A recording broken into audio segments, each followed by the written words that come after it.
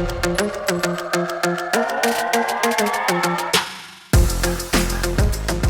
right, everybody. Jimmy here on the mic, and with me we have Instructor Brennan. Brennan Brennick or Brennicky? I forget. It's because I always mess it up because there's the shotgun. Was it the chokes? Yeah. Yeah. Brennick. Okay. Yeah. So the E is silent on the end. Got it. Yeah. I should know that because I've worked with you now for quite some time. Yeah. Except like a year. But right. Whatever. It's fine. Everybody always gets it wrong. Okay, anyway. Let's move on to more important things. If you clicked on this video or this podcast link, you saw that we're going to be talking a little bit about dry fire or something about training at home. And I think the whole point here is that it's not always feasible for people to go to the range. And, of course, right there off the bat, we have a guest in our armory. This is a working range. You're going to hear gunshots in the background going on. There's one over in the range behind this wall. And then we are hanging out in an actual armory. So those are those sounds. But anyway, so it may not be feasible for somebody to make it to the range, every single day. I don't think there's a whole lot of people that are making it to the range every day. I'm not even shooting every single day, and I work at a range. Yeah. And so there's still ways, though, that you can get great firearms shooting practice when you're at home. You don't need a backstop. You don't need steel bullet trap. You don't even need to be shooting live rounds. That's what dry fire is all about. Brennan, that's something that I'd say that's a thing that you do quite often. Yep. And you've even had a little bit of a past of training people and literally just dry fire training sessions. So you're kind of the perfect man for the job in this case. So we're going to keep it kind of more for that beginner level. If you haven't done a whole lot of dry fire before, you're newer to firearms, all that, that's kind of what we're going to go into. But let's talk real quick about what it is, though, Brennan. Maybe for those folks, explain dry fire a little bit here. Sure. So in its most simple form, right, dry fire is simply practicing with a gun kind of absent of any ammunition, right? And so you're in your house or your garage or your basement or wherever the you want to practice, and then we're just getting rid of all ammo. I like to just kind of try to remove it from the room so there's no chance of anything unsafe. Safety is obviously super important, but then once you've done that and conducted the safety check, your weapon's clear, right? We're simply practicing different gun handling manipulations, different visual exercises, because shooting is a super visual sport. Different drills and things that are gonna translate over to the live range, but simply just doing it at home, right, with a dry gun. You could even do it at the range too, right? Like you can go to the range, you can dry fire drill before you shoot it live. Get some extra reps in, and it's really good for purposeful practice, and you're not just necessarily blowing a bunch of ammo every time as you're working through something new. Right. Now let's address the elephant in the room. Again, If you're newer to this, you're probably wondering to yourself, well, guns are meant to shoot live rounds. When I pull the trigger, it seems like the whole thing has been designed such that, it encounters that cartridge, it goes through the whole recoil cycle. Am I going to mess anything up with the gun by pulling the trigger on an empty chamber? B, am I going to be inducing any sort of training scars where I'm going to be, sort of my progress will actually be hurt in some ways when I do go to shooting more live fire?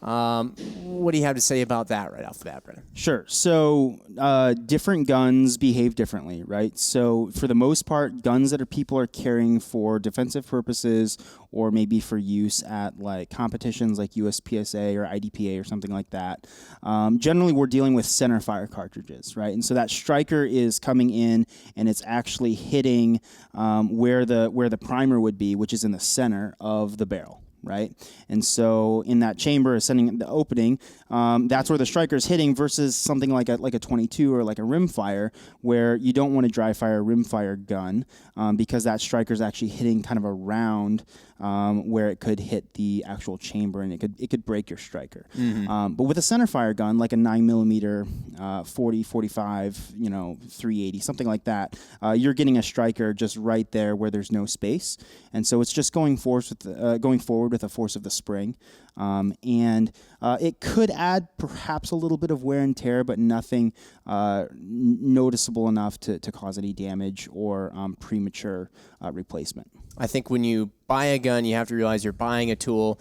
Tools inherently wear down over time. If you're actually using them the way that they're intended to be used. It doesn't matter if it's a wrench or if it's a firearm, it's going to see some abuse and wear and tear over time. So that's just part of what you can expect. And these are all things, I think, you can probably speak to this a little better than I can, Brennan. These are all things where if they did ever wear down over time, it's probably going to take a long time, and it's usually something that's fairly cheap and easy to replace, right? Yeah, absolutely. So I've actually broken one striker on one of my guns, and it seems like an anomaly because it broke around 10,000 rounds or so of live fire and thousands and thousands of dry fire reps, and it was like $7 to replace. So it was just get online, order a replacement part, and that kind of taught me a valuable lesson too. It was like, you know what, it's $7. Like, let's just have 2 or 3 on hand. And, you should honestly have a bunch of replacement parts if it's a gun that you use a lot. Sure. But, yeah, really cheap. Like, your just cost per rep on that is pretty low. It's not like you had to chuck the whole gun and go to an FFL to get a new guy. None of that. Nothing like that. Okay.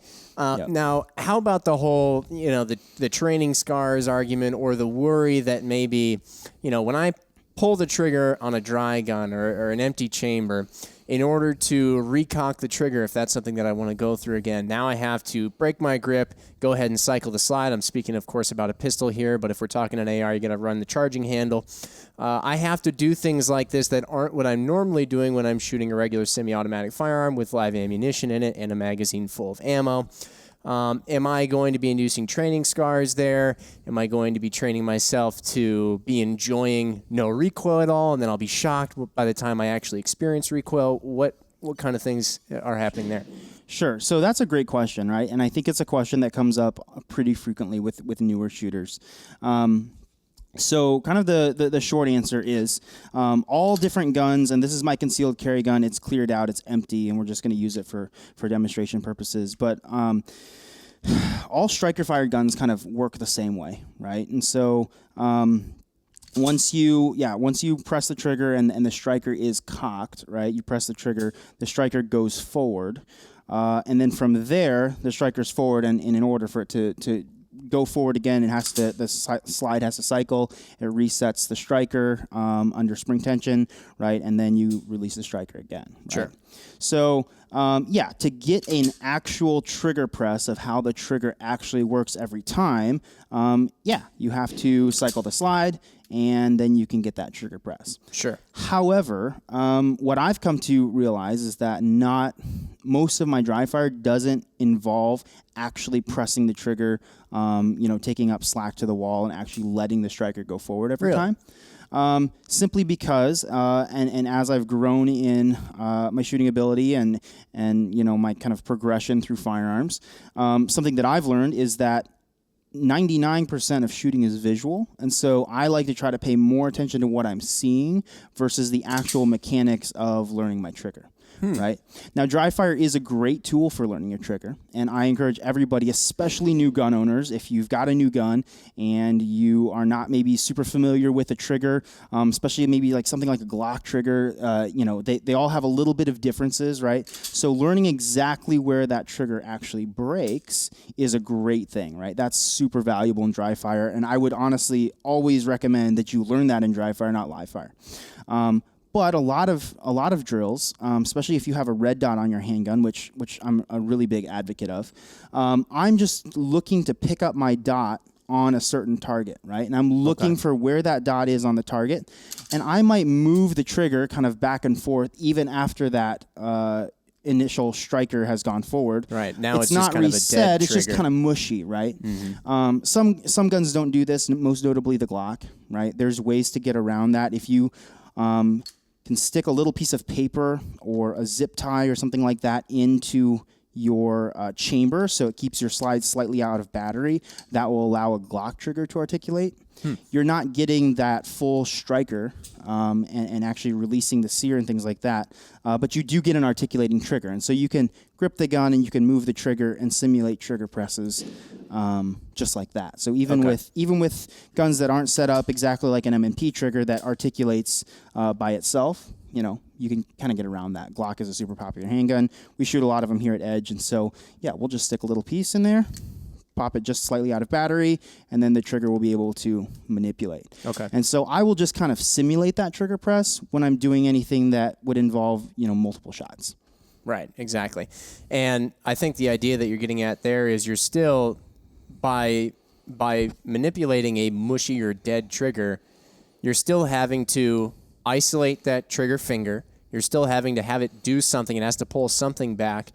And that something that it's doing can potentially disrupt the sights. It can potentially disrupt your sight picture, move the gun slightly. And we're trying to visually make sure that we're seeing our target. We're seeing the red dot, in this case, on the target where we want the round to go. And as we manipulate and isolate the trigger finger, we're not moving that off the target, right? Absolutely. And it's kind of so trigger control to me is a little bit secondary to what I'm seeing and then how I'm gripping the handgun. There's a lot of controversy about how you pull the trigger, press the trigger, the most perfect way. Different people think you can do it a little bit differently, and honestly, all of the ways are pretty valid. But for the most part, what I'm looking for my eyes picking a specific spot on the target, and then bringing the gun up in front of my eyes, and then whether or not the trigger is set or not, right? I'll just move that trigger twice or 3 times or however many times I've decided, right?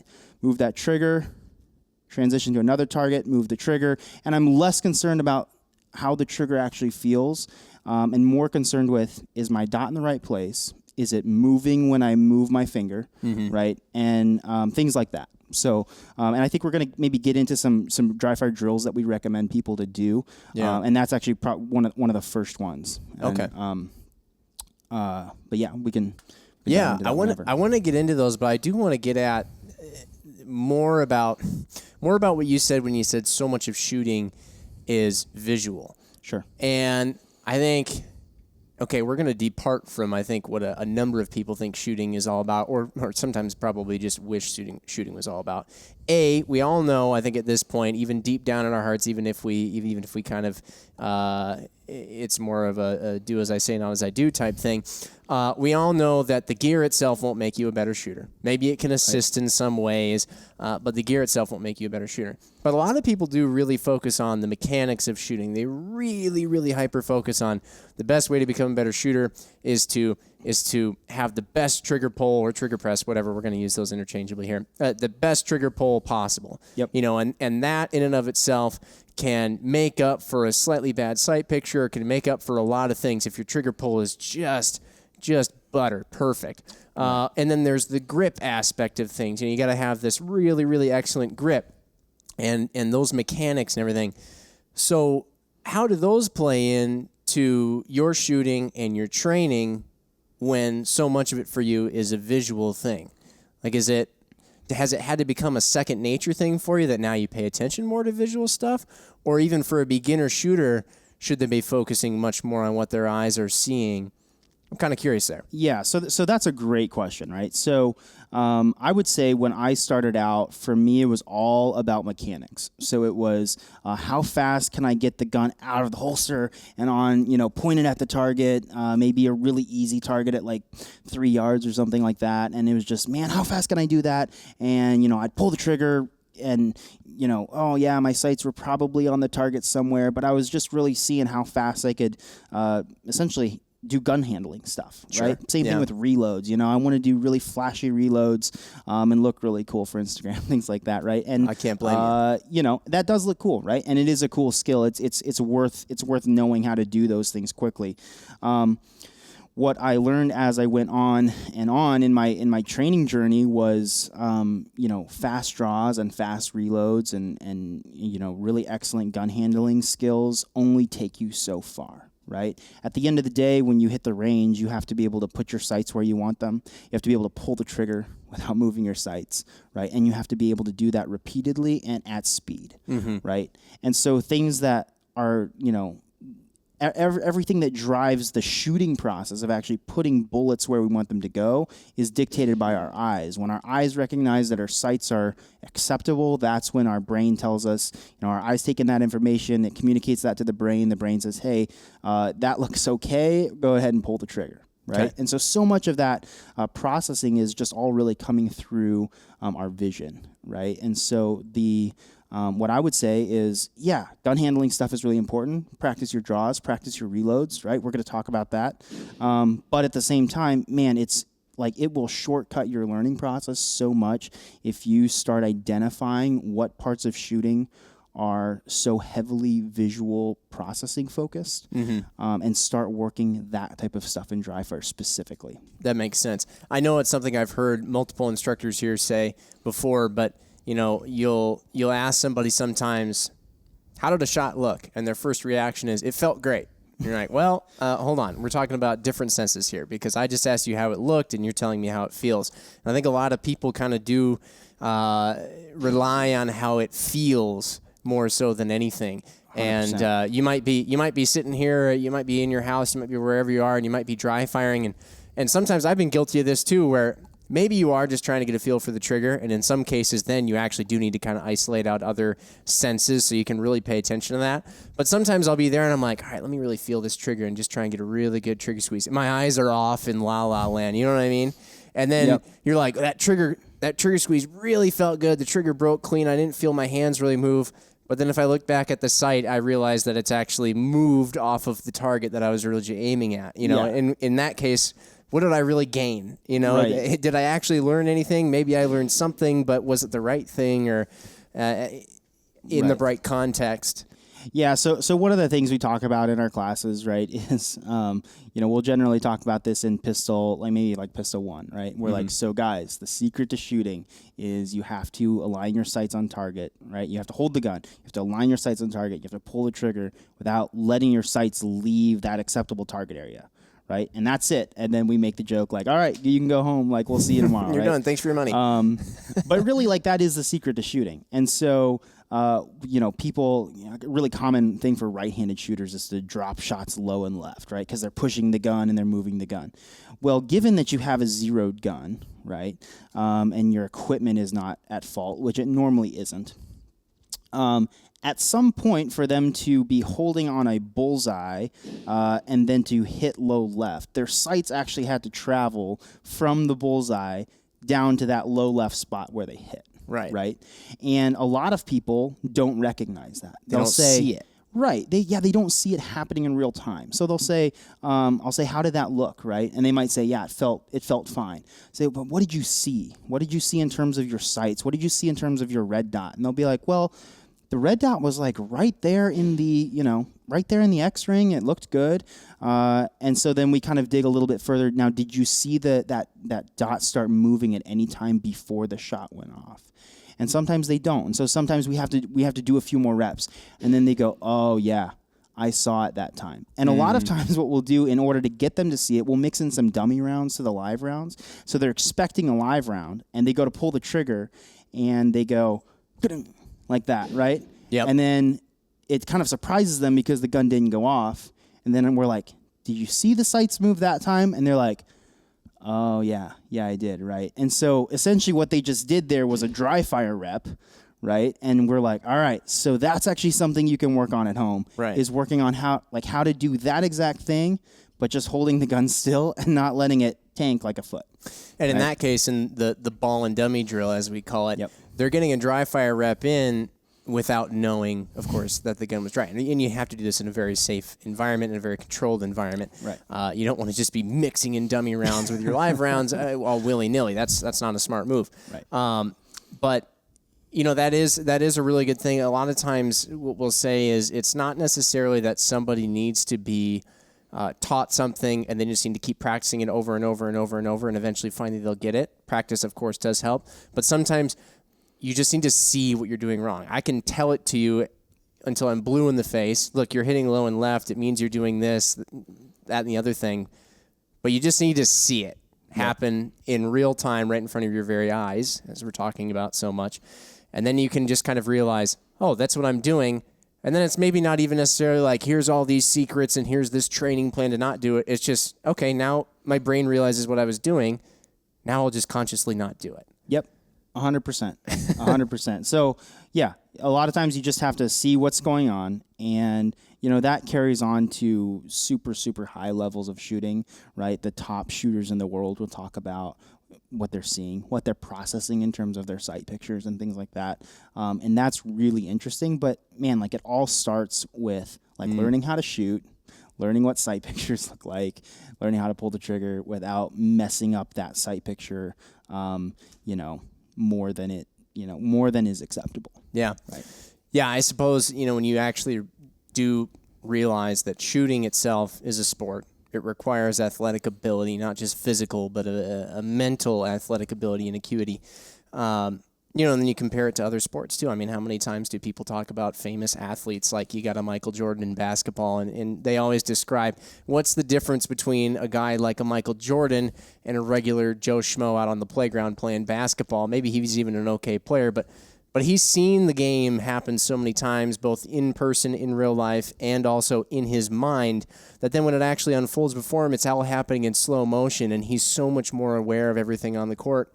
Not to get super basketball on you here, but I mean, that's how I see shooting. We need to kind of realize that there is this, you can't go out all willy-nilly. You can't just, as soon as you get a really nice gun in your hands, you're not John Wayne. It's just like as soon as you get an NBA spec basketball in your hands and you're on an NBA court, you're not Michael Jordan. Like that, right. There's a lot of work. And that's true for any profession, really, to some level. I think of golf and shooting have a lot of similarities, but golfers, you'll see them all the time, right? They hand on the hip, on the green, they're reading the green, right? And they're visualizing the shot. They're visualizing the path that ball needs to take to actually go in the hole, right? Same thing when they tee off, right? Or even the same thing with even an artist, right? They take time to visualize what's going to happen before they just start jumping into, and maybe some do, right? But a lot of professionals visualize what's going to happen. What is this going to look like? What am I picturing it's going to turn out like? And that's the same thing for shooting. Mm-hmm, for sure. Yep. How about some of these drills, Brennan? We can maybe go into some of these. Obviously, like you had here before, you've got your pistol, an M&P full-size pistol. We can go into some of these, and when you give a few of these examples, these are things that many of you should be able to do, again, just in a safe spot in your house, in your basement or something like that. When you go into some of these examples, really make sure, to describe everything that you're seeing, of course, like we just talked about, and that you're doing for those who are just listening and not watching on the video. Yeah, will do. So a couple things to set it up, right? A lot of people think you need a lot of fancy gadgets or laser gizmos or whatnot to do dry fire, right? You don't. All you really need is your gun. But the most helpful tool to dry fire that's not just your gun is going to be a shot timer. There's lots of different brands out there. Maybe we can link a couple in the notes. But this is one that a lot of the instructors here use. This is just, I believe it's called the Pocket Pro 2. And essentially what this is just a box with a little speaker and a microphone and a timer function on it, right? And so essentially what this sounds like, I have it just kind of set to a delay. Just a beep, right? And you can have a single beep or you can set a par time. So you can set a par time of 1 second. So you get a beep, and then exactly 1 second later, you'll get another beep, right? And we'll talk about how to use par times. But jumping right into kind of some of the best drills for beginners, right? These are drills that I recommend to everybody who starts off. And to be perfectly honest, I still do them every single time I dry fire. So what I'll do is I'll set up my timer. There's different settings on it. What I have this set to is a delayed start. So I'll press the button, and then I have time to grab my gun and aim in on target and wait for the beep. It's a delayed start, and it's also random, so I'm not just predicting when the beep is going to go off. And Jimmy, I'm actually going to have you do that right now because I'm a little bit limited on space here, right? So again, I've ensured my gun is clear. Do my 3-point safety check. There's no ammo, no magazine in this gun, right? My dot brightness is on, and this first drill is called Trigger Control at Speed. Okay, and it's a drill that we have borrowed from Ben Staker. Rob Latham has also promoted this drill quite a bit. But essentially, what it is it's a test of your grip. okay? And it's also a test of how well I can actually hold my sights still, okay? So what we're going to do is we're going to form up a good grip on the handgun, okay? We're going to point the gun at our target, right? And I'm picking a really small target here on the wall in front of me, okay? And I'm simply going to touch the trigger, all right? So I'm not prepping the trigger to the wall or anything like that. I'm just touching the trigger. And what I'm going to do is as soon as I hear the beep, I'm just going to press through that trigger as aggressively as possible. And the reason I'm doing it off the beep is because I don't want to game it at all. So I want to hear the beep, and as soon as I recognize that sound, pressing through the trigger as quickly and aggressively as possible. And what I'm doing is, even though that might be kind of a less than optimal trigger press, I'm looking to see if that amount of movement in my trigger finger would be enough to disturb my sights, or if my grip is overcoming that and doing its job of keeping the gun still. Does that make sense? So, gun is clear and the trigger is reset, and so I'm going to aim at the wall there, and I'm just going to touch the trigger and hit that button whenever you want to, Jimmy. Okay. All right, I'm waiting. All right, so I pressed the trigger as fast as I could. Now, what I just saw there is I saw my dot take a little bit of a dip down and left and kind of circle back, right? So what that tells me, my gun is moving left. Maybe I don't have enough support hand grip. And kind of what you were talking about before with sometimes we just need to see it. Yeah. And then we're able to go, okay, I actually know enough by common sense or just logic to be able to correct that myself. So if I'm seeing my gun move this way, my left hand is on that side of the gun, so maybe my left hand has to do a little bit more. So we'll try it again, right? And I'll grip a little bit harder with my left hand this time, and I'll wait for that beep. And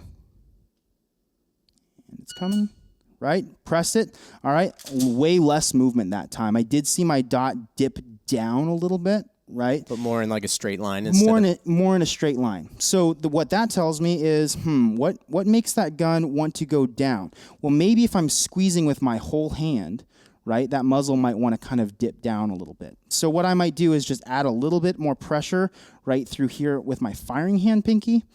And let's just try it one more time and see if that kind of solves the issue. So I'm going to load that pinky pressure. I'm going to grip really hard with my support hand, and I'm going to wait for the beep. Yep, cool. So I barely saw any movement in my sight whatsoever. Right? Okay. And so that's a great drill to do. Again, it's called trigger control at speed. And essentially what it is it's testing your grip, right? And so even in those 3 reps, I made a couple of different changes to my grip, right? Fix my support hand. I said, hey, I need more support hand pressure. Let's try that, right? Yeah. Some of this stuff can kind of come through trial and error a little bit too, right? You might not know exactly what the fix should be. I've been shooting long enough and dry firing long enough that I know that, hey, my dot's going low and left. Maybe I need to grip a little bit harder with my support hand. Maybe I need to not be pushing into the gun before that happens. Usually that's not a big problem for me. Usually it's something in the pressures of my grip. And then if I'm seeing it go straight down, a lot of times I know I might have a tendency to grip with my whole hand or pull the trigger with my whole hand, and that might cause it to dip. And so even just watching my reticle move on the target, so I'm looking at the target, I'm connected with that, the target's sharp and clear, but I'm aware of what my dot is doing and the motion it's taking, that's indicative of what the gun is doing. Right? Because it's attached. Yeah. Does that make sense? It does. And this is really helpful. I'm glad that we're doing a couple of these drills on here because, I think you start to realize what you were getting at when you were saying that so much of shooting is visual, because if you weren't paying attention to what you were seeing with the sight, you would have just gone through and again, we might have had that thing where you press the trigger and you're like, oh, that felt good. And then you just go through and do another rep. And then when we see it in live fire, you'd be like, maybe I need to re-zero my red dot because I'm shooting low and left. When in reality, it's actually you and you just weren't actually seeing it. Right. So it's not that mechanics aren't important because actually what you did there is your visual acuity or whatever it was, it led you to cause or change something in your mechanics and your grip because that is so important.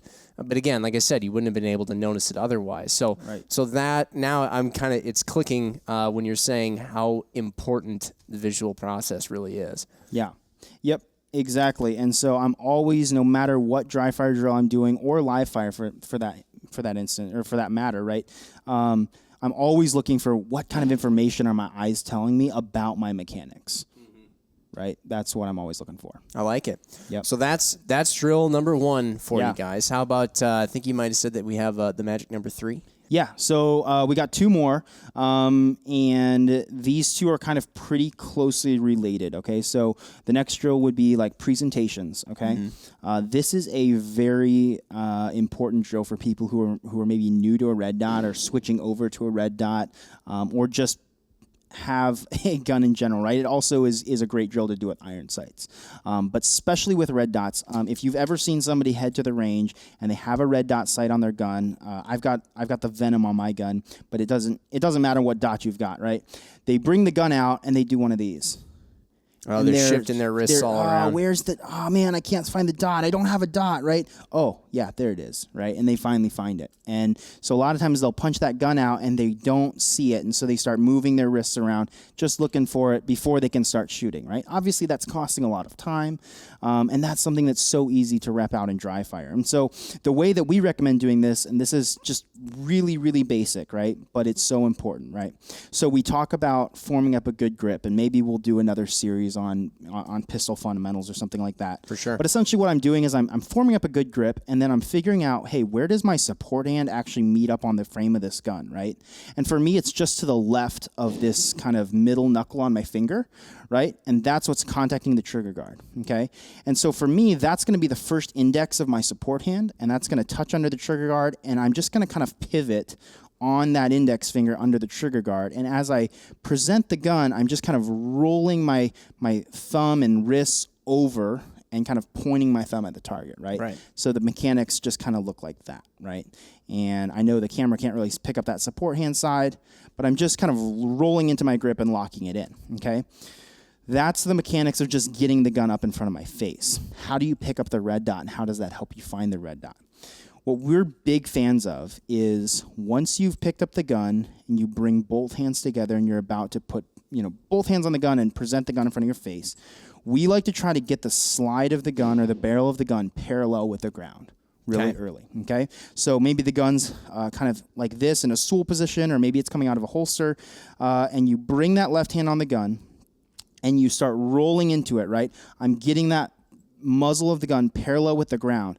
And then as I bring this up to my eye line, so my eyes are connected to the target, my hand's getting on the gun, and I'm simply lifting the gun forward direction and up. We call it riding the escalator, right? It's just coming straight up in front of our eyes, and I'm just allowing it to interrupt my eye-target connection line, right? Right. That's all it's doing. And if it's flat, what you'll find is as it comes up in front of your eye, you will see kind of the top of the window appearing in your vision. And then as the gun continues to come up into that eye line, you'll see the reticle just kind of drop from 12 o'clock, and it'll come straight down, right? And so if you can nail the presentation, and you can do a presentation the same way every time, right? Your red dot's going to appear the same way, and you don't have to hunt for it and look for, is it down and to the left? Is it off to the right? Is it high? Is it low? Yeah. You always know it's going to come from top to bottom, and it's going to drop right down to the middle of the glass. Yeah. I mean, the big thing there seems to be no wasted movement. You have to pay attention to the way that you're doing everything from the moment the pistol's coming out of a holster or whatever it might be. This movement from down below, let's say we have an appendix holster or something like that, this movement to the presentation, it's not unimportant. It's not just sort of like a no man's land until we finally get the gun up. Oh, and then let's figure everything out. It's actually part of the whole presentation. Right. Essentially what we're doing is we're getting our grip set in and ready to go, so that by the time the gun arrives up into position, my grip is all set and I'm ready to shoot. I don't have to adjust anything. Right? Yeah. But it's important that our hands get on the gun the same way every time.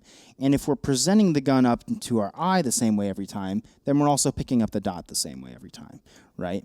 That makes a lot of sense.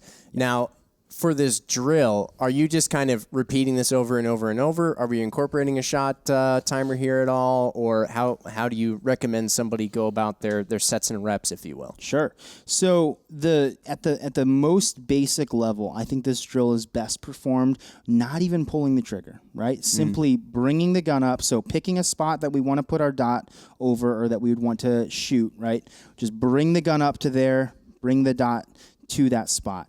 If I present the gun and the gun is not on that target that I wanted to hit, I'll make an adjustment. So let's say I bring it up and I presented left on the target, right? What I might do there is then just simply correct it, bring the gun over to the right. Now it's centered up. Okay, good. And then just compress the gun again, all right? So now I'm just, again, I recognize a problem. I recognize that I'm presenting to the left. So as I point that gun again, I need to favor right a little bit. Okay. Right? And so I'm fixing that. Cool. There it came up right in front of my eyes. It was right dead over the target, and I would consider that a super successful rep. Now, if you wanted to incorporate maybe just kind of a little bit of stress factor, not really stress. The timer doesn't induce that much stress, but it just kind of gives you this go, right? Go now. If it pushes you out of the nest. You can't wait until everything is all ready and perfect. Yeah, you can't set up your grip. You see some people, they like to set up their grip all perfect like this, and they're kind of sitting here with their gun, right? And that's not really realistic. We never are kind of hanging out with our gun like this. I've got my gun in one hand. I'm just bringing the gun, my left hand onto the gun and presenting the gun up in front of our eyes, right? Yeah. And so I can use the timer to start that. I'll hear the timer and just bring the dot up. And I want to be honest with myself. Like, if my dot was right on the target, I'm like, awesome, that was a good rep. I'm ingraining that in my memory.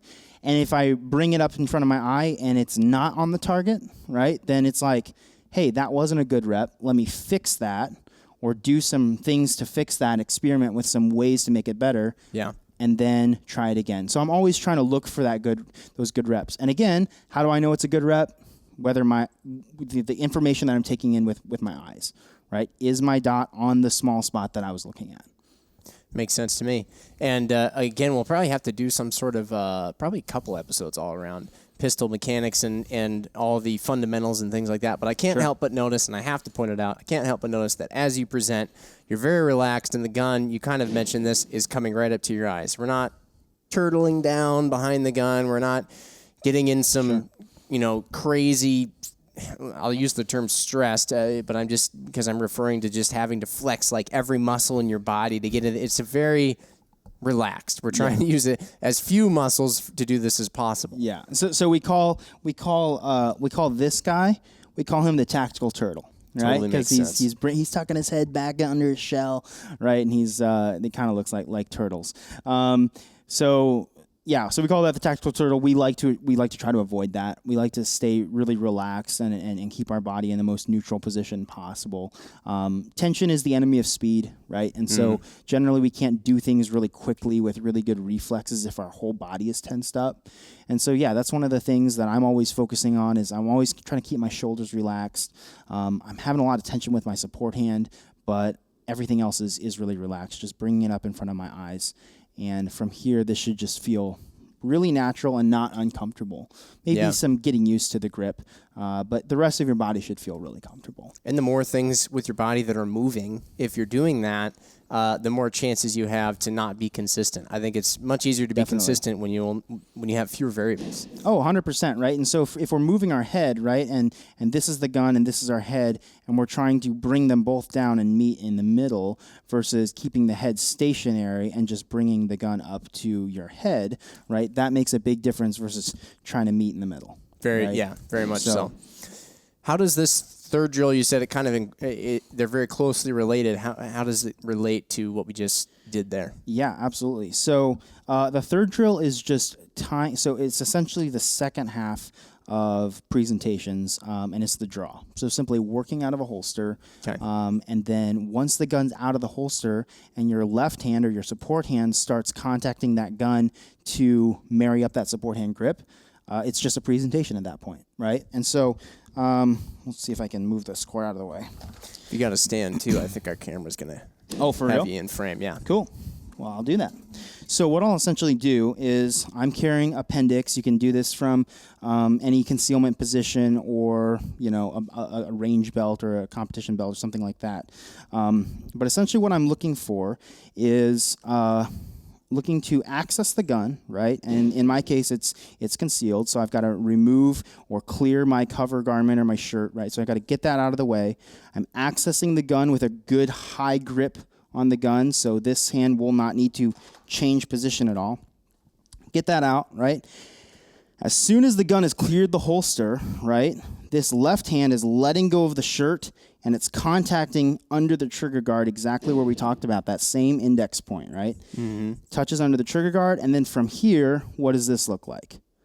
Right? That just looks like the same presentation that we just practiced. Yeah, right? Which is very important. It should be the same. Exactly. Because, again, we're trying to have that consistency. Exactly. And so this should apply, presentations apply anywhere. If I had the gun kind of setting over here, maybe this is my bed stand or something, and I go to pick it up and point it at the target, right? That action from here to there should be the same as if I bring it out from the holster, right? Sure. And so the only difference here that we're really working is if you're working from concealment, man, how do I get my cover garment out of the way efficiently? For me, I like to grab it with kind of an open hand right over top of the gun, bunch up a bunch of fabric, and just kind of bring that to my sternum. My right hand goes straight down onto the gun and gets nice and high up there onto the gun. As soon as the gun comes out, right, now the muzzle has cleared the holster, I'm letting go of my cover garment. My fingers are already kind of pointed downwards in a 45-degree angle, and so it's just perfect to come right in under that trigger guard, touch that index point of my index finger, and roll into my grip, right? And so that's what I would work a lot, is just simply looking at a target and bringing the gun up, okay? Now, again, like, should I add a trigger press to this, right? You can. You don't have to, right? Okay. So if you're consistent, if you're most concerned about kind of the consistency of bringing the gun up and aiming it at the same spot every time, no need to press the trigger, right?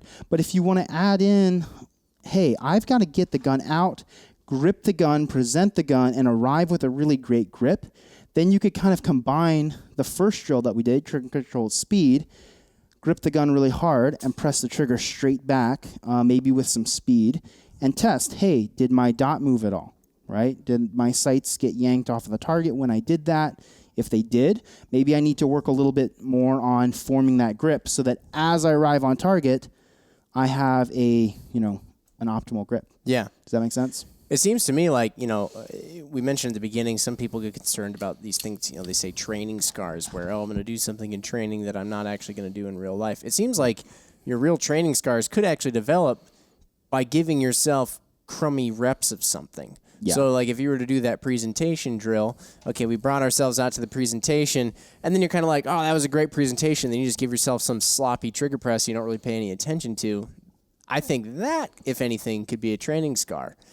Yep. And it wouldn't be if you're really paying attention to it, and even if you isolate the things, like you're isolating that grip control and the trigger press and doing its own drill, and then you're isolating the presentation, maybe eventually they start to come together, but as long as you're really paying attention to it, then that should be fine. Yeah. I mean, at least that's just how it works in my head. Yeah, exactly. You're exactly right. So what it comes down to ultimately is how purposeful am I being with each rep? Yeah. Right. And if I'm simply doing reps for reps' sake, personally, like, I've gotten to the point where I would just rather not do that. Right. I would rather, if I'm going to get reps, I want them to be purposeful and I want them to be high quality. Yeah. So when I first started shooting, I would dry fire to the tune of an hour to 2 hours a day. Like, I was obsessed with it. I wanted to be so good at whatever. Right. And I spent tons of time dry firing. And nowadays I will dry fire for like 10 minutes. Yeah. Right. But it is so focused. Like, I will be sweating pretty hard by the end of the session.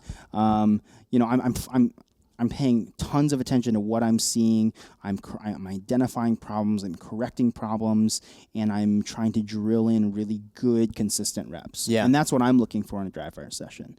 And so if I was to kind of combine all three of those drills that we're working on, maybe we combine the draw, a presentation, and then hitting that trigger, right? Something that I might do is I might set a par time. So let's set like a 2.7 par time, right? And I'll just, since it's on a delay, I can kind of run this myself. Check, make sure my gun is clear. It still is, as it should be. So what I'll do is I'll just hit the timer, right? And on the first beep that I hear, I'm going to draw the gun and point it at the target. All right, I'm going to just hang out, and I'm going to wait for that second beep. As soon as I hear that, I'm going to press the trigger really, really quickly, and I'm going to look for any movement in my sight. So this is kind of how I would incorporate all three of those together. So hit the timer. All right, I actually messed that up, so forgot what I was doing. Tried to game it a little bit there. All right, so we'll hit it again, go off the first beep.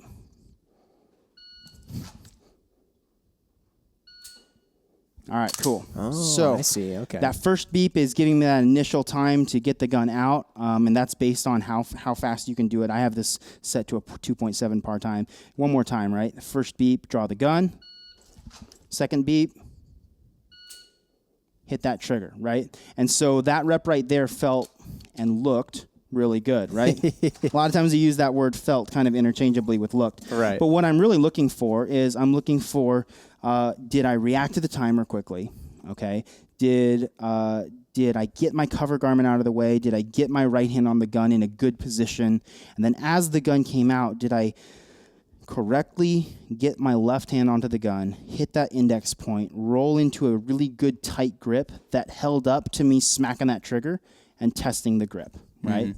And we're not saying that you should always smack the trigger, right? There are definitely times where you should prep to the wall and then carefully press straight through after you've prepped that trigger, kind of like a long-range gun, right? Sometimes we'll treat our triggers that way, but that's just kind of a way to test, right? And so I could just hit the timer, whip the gun out really fast, and just press the trigger and try to beat a certain par time, and that is a good way to work on speed of the draw. But for me, this kind of identifies some very, very key kind of fundamentals of shooting: grip, sights, presentations, finding the dot, getting the gun out of the holster. Yeah. And if I'm really picky about each one of those steps, and I can kind of isolate all three of those, and then tie it all together with a really purposeful, like full draw rep and trigger press, man, I feel like I'm getting a ton of value out of that. And so I know that for us as instructors, if we have students taking our classes and they go home and work on that, and then they come back for like Pistol 2, man, they are heads and shoulders above the rest of the class in terms of their skill ability. It really is a big difference. Like we can spot it a mile away. Hey, you dry fire, don't you? And they're like, oh, yeah, I do, right? And it's like, all right, that's awesome, man. Like, we have a lot to work with now. Absolutely.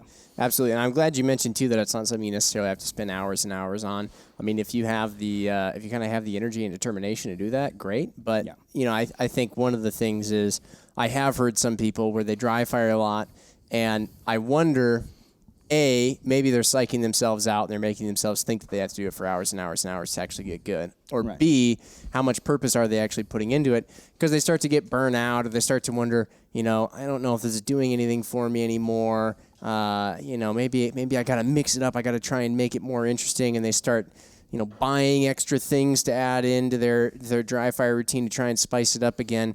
When in reality, maybe it's just that they're not actually paying enough purposeful attention. They don't actually have to do it for all that time or something like that. Right. Well, and so to tie it all together, right? Obviously, there's no real substitute for a live fire, because the only way we feel the way the gun is recoiling, things like that, is, man, you got to go to the range, you got to shoot. Right? It is a very important part of it. For sure, right? So dry fire can't just replace live fire, but what it can do is it can you can kind of use your live fire time to confirm what you've been doing in dry fire, and so you can just kind of see, like, hey, is the dry fire stuff that I'm doing actually working? And so the way you do that for these drills is, man, like, go point the gun at a small target, grip the gun really tightly, and press the trigger straight back, right? And hey, if you got a hit where you were aiming, that means you appropriately held the sight still enough, right? So like and then you look, hey, yep, there's a hole in the paper right in that, small area where I was aiming, my X ring or my A zone or something like that. Hey, that's awesome. That dry fire is paying off. I'm able to hold on to the gun appropriately. Because the recoil happens after the trigger press, right? So what's going on, like, immediately after the gun recoils is a whole different thing.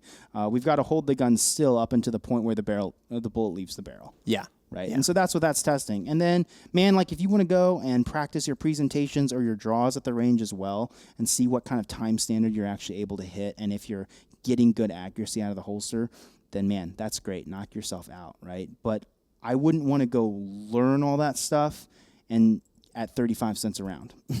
Yeah. No, I mean, I think you're absolutely right there. You can get a lot of good reps in.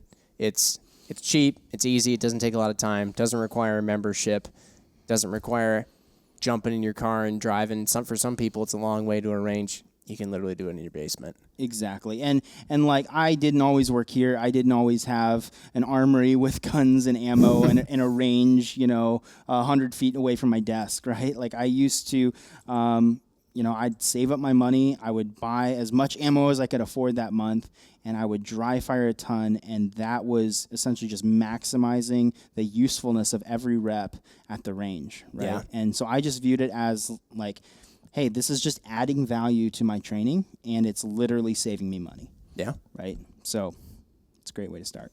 Love it. Well, I think that's a good stopping point. I think we've also addressed a number of things in here that could be further expounded upon in other episodes. I mean, we're going to be having this Vortex Edge podcast for quite some time. We certainly hope. So if there's other things you want to hear, definitely drop those in the comments below. I think we got a whole outro on this thing that we put together as well that'll say all the same stuff. But definitely let us know if there's more topics related to this that you want to hear. I think we'll probably even think of a ton of our own outside this podcast here. But Brennan, again, is one of the instructors. If you ever want to come take a class in person here, it's a ton of fun. And you might get to meet him and do some pretty awesome drills with him and the other guys here. So definitely check that out. Otherwise, see you on the next one. See you later, guys.